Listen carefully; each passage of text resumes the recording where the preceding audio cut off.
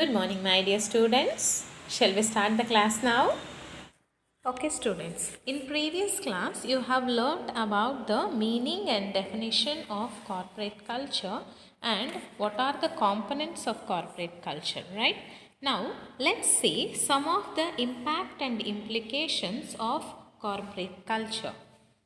The impact of corporate culture and on business strategy has on four types, that is the risk, the employee retention, incentive pay and focus. Let's see all these in detail now. Coming to the first point, risk. See, every business has risk areas and corporate culture is instrumental in deciding the risk-taking behavior of a company. In which areas of operation will a company take risk and in which areas it will not, and how much risk may be influenced by corporate culture of that company. In simple, it is nothing but how much risk the company is ready to take up. The risk you take up, that much returns you get. So, assessing the risk is based on the boundaries which is established by the company's beliefs and the sense of responsibility. So, the companies should be challenging to take up the risk. Coming to the second point, employee retention. Employee retention is dependent on employee loyalty, and loyalty is dependent on the trust a company can gain from its employees. A company that can retain employees can perform much better than a company that cannot. That means employees should be retained in the organization for a longer duration, because again and again you are investing on training the new employees, it is waste. So if you retain the existing employees, that will be much more better for the growth of the organization. So again, it implies the corporate culture towards the employees. It gives a confidence to the other employees also. Coming to the third point, incentive bonus.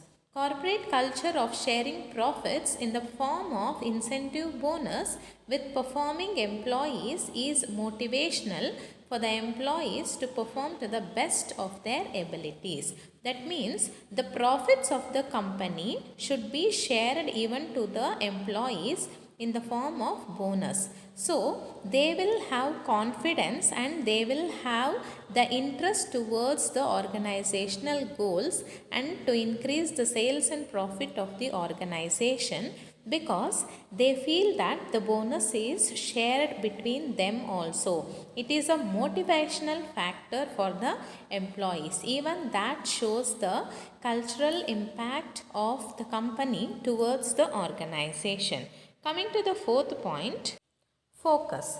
See, the focus towards the employee or the staff. A corporate culture that each employee subscribes to help to create focus among the staff.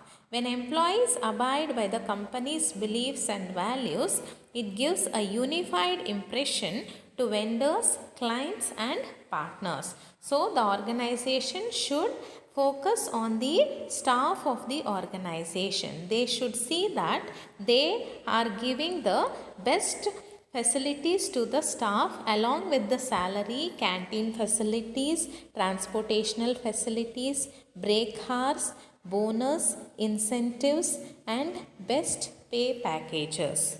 Now, let's move on to the next topic, cross culture. What do you mean by cross culture? You have learnt about the cultural beliefs, right? Now, what does cross culture mean? It means the culture of the target people so that we can reconstruct our attitudes and worldviews. Consequently, we become more tolerant and more generous toward strange ways that may be shown by the target language people. See, cross culture is nothing but in an organization the people come from different custom, different language, different beliefs, different traditions. So when you are meeting and dealing with different kind of people at one particular place, that is cross culture. Coming to the second point, the importance of understanding other culture will avoid misunderstanding and make inappropriate value judgments. Therefore, at the end, we are not considered that our culture is better than other cultures. See, in an organization, each and every employee should be treated equally. No custom, no language, no culture is very important or priority. Every culture has its own importance. So, meeting the people with different backgrounds and adjusting with them is called as cross culture. Let's see the definition of cross culture. Interacting with or comparing two or more cultures and understanding their values, beliefs and norms. As I told you, in an organization, you will be meeting people of different values, beliefs and norms. So, equal importance should be given to them, and understanding them is about cross culture. Let's see some of the cross-cultural issues that are faced in the business ethics or in an organization. Coming to the first point, cross-cultural issues in human resource management. See, the issues which are faced in human resource are, since there is a globalization of business and workforces are becoming increasingly diverse and multicultural. That is, most of the people from our country go and work in abroad, and most of the foreign people will be working here, or South India people will be working in north side, or north people will be working here.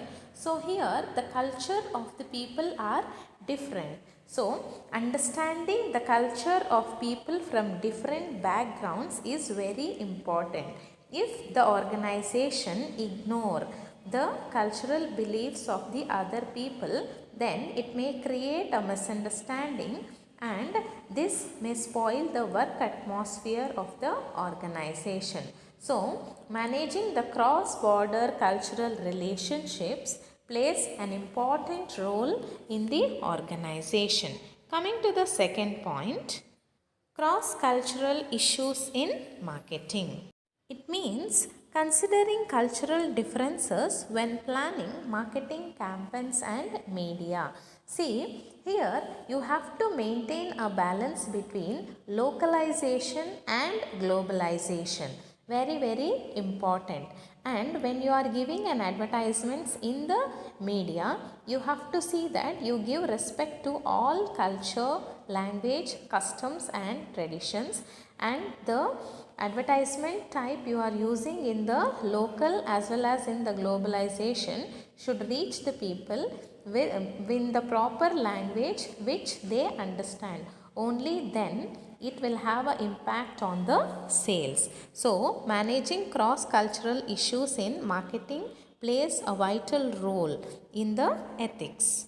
The next point is cross-cultural issues in international business and negotiation. See, the organization will be having the marketing activities and sales activities not only in the domestic market but also in the international level. So, the negotiating parties are often from different countries with different cultural values and beliefs. So, you have to bring all of them to one negotiating table. So, the purpose is to examine the effect of culture on negotiation and suggest that the cross-cultural problems should not arise and the international business negotiations should go on smoothly for the betterment of the organization.